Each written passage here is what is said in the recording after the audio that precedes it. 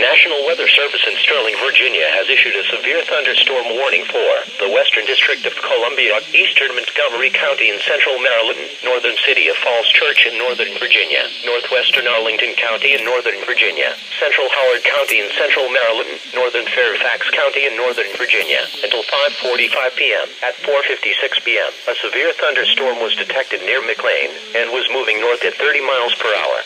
This storm is capable of producing damaging winds in excess of 60 miles per hour. Locations impacted include Potomac, Chevy Chase, Rockville, North Potomac, Aspen Hill, Olney, Gaithersburg, Montgomery Village. This is a dangerous storm. If you are in its path, prepare immediately for damaging wind gusts and frequent cloud-to-ground lightning. Move indoors to a sturdy building and stay away from windows.